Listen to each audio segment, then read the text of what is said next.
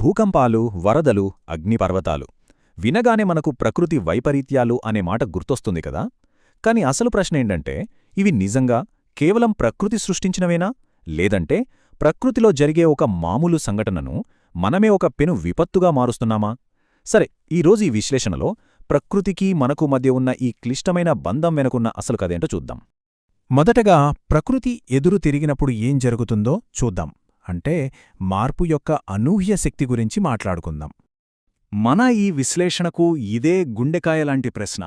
ఒక అగ్నిపర్వతం బద్దలవ్వడమనేది ప్రకృతిలో ఒక భాగం. కాని అదే సంఘటన వేలాది మంది ప్రాణాలను తీసే ఒక భయంకరమైన విపత్తుగా ఎలా మారిపోతోంది? దీని వెనకున్న అసలు కారణాలేమిటి? ప్రకృతి దృష్టిలో చూస్తే మార్పు అనేది ఒక సాధారణ ప్రక్రియ. దానికి మంచి, చెడు అనేవి ఉండవు. కాని మన దృష్టిలో ఉంటాయి.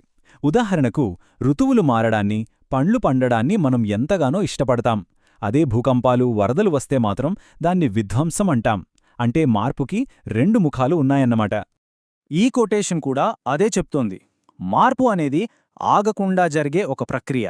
కాని మనల్ని భయపెట్టేవి, మన జీవితాల్ని ఒక్కసారిగా తలక్రిందులు చేసేవి ఏవంటే అకస్మాత్తుగా మనమస్సలు ఊహించని విధంగా వచ్చే మార్పులే.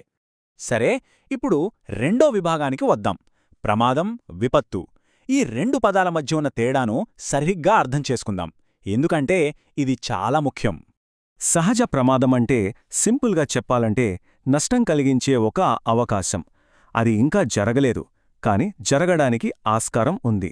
ఉదాహరణకు, ఒక అగ్నిపర్వతం యాక్టివ్గా ఉండటం అనేది ఒక ప్రమాదం. మరి వైపరీత్యం అంటే ఏంటి? ఆ ప్రమాదం నిజమై విధ్వంసం సృష్టించడం. అంటే ఆ అగ్నిపర్వతం బద్దలై దాని లావా ఊళ్లమీద పడితే అప్పుడది విపత్తుగా మారుతుంది. సో తేడా చాలా స్పష్టంగా ఉంది గదా.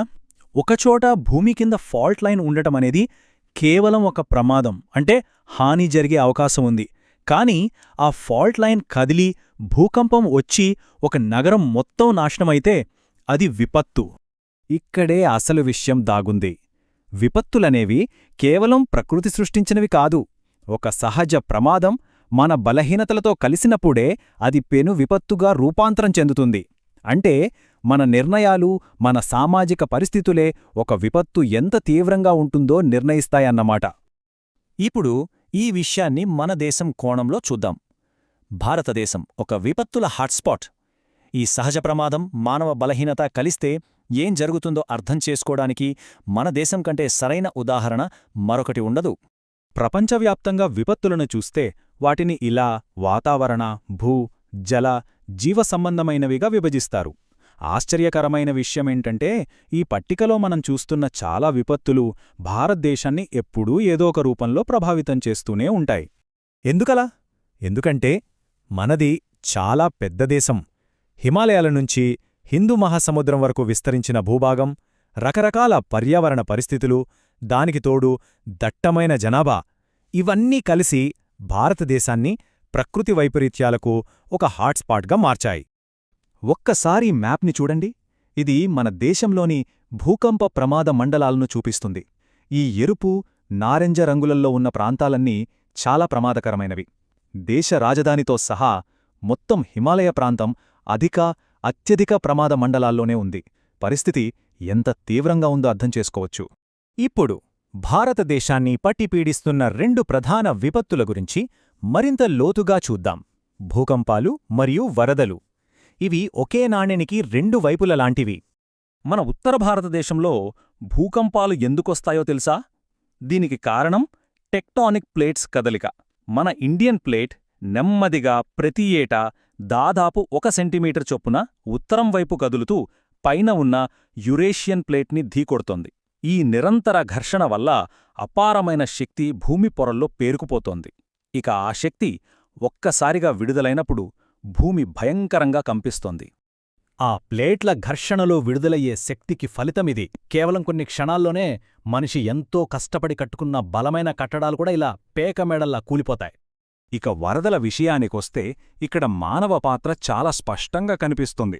భారీ వర్షాలు పడటం సహజమే, కానీ మనం అడవులను నరికేయటం, నదులు ప్రవహించే మార్గాలను ఆక్రమించుకోవడం లాంటి పనుల వల్లే ఒక మామూలు వర్షం కూడా భయంకరమైన వరదగా మారుతోంది.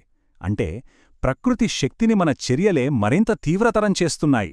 ఇక్కడ చూడండి, ఎడమవైపు మ్యాప్లో దేశంలోని ఏ ప్రాంతాలు వరద ముప్పును ఎదుర్కొంటున్నాయో ఉంది. ఇక కుడివైపు చిత్రం ఆ ముప్పు నిజమైనప్పుడు పరిస్థితి ఎంత దారుణంగా ఉంటుందో చూపిస్తుంది. ఈ రెండింటినీ కలిపి చూస్తే మనకు పూర్తి చిత్రం అర్థమవుతుంది. ఇప్పటిదాకా మనం సమస్య గురించి మాట్లాడాం. ఇప్పుడు పరిష్కార మార్గాల గురించి ఆలోచిద్దాం. ప్రమాదంతో జీవించడం ఎలా అంటే విపత్తు వచ్చాక స్పందించడం కాదు, రాకముందే నివారణ చర్యలు చేపట్టడం. మనం భూకంపాలను ఆపలేకపోవచ్చు, కాని వాటివల్ల జరిగే నష్టాన్ని ఖచ్చితంగా తగ్గించగలం. ఎలా?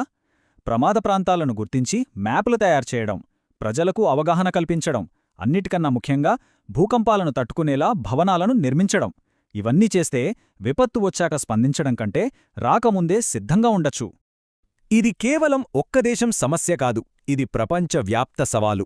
అందుకే 1994లో జపాన్లోని యొకోహామాలో ప్రపంచ దేశాలన్నీ సమావేశమయ్యాయి. అక్కడ వాళ్ళు ఒక ముఖ్యమైన విషయాన్ని గుర్తించారు. విపత్తుల వల్ల సంపన్న దేశాల కన్నా పేద అభివృద్ధి చెందుతున్న దేశాలే ఎక్కువగా నష్టపోతున్నాయి. అందుకే నష్ట నివారణ కోసం అందరూ కలిసి పనిచేయాలని ఒక వ్యూహాన్ని రూపొందించారు. కాబట్టి చివరిగా మనల్ని మనం వేసుకోవాల్సిన ప్రశ్న ఇదే. మనం అభివృద్ధి చెందుతున్నాం, మన కార్యకలాపాలు విస్తరించుతున్నాయి, కాని అదే సమయంలో మనం నివసిస్తున్న ఈ గ్రహం నిరంతరం కదులుతూ మారుతూనే ఉంటుంది. మరి ఇలాంటి అశాంతమైన గ్రహం మీద మనం సురక్షితమైన ప్రపంచాన్ని ఎలా నిర్మించుకోవాలి? ప్రకృతితో పోరాడకుండా దానితో కలిసి జీవించే మార్గమేమిటి? ఆలోచించండి.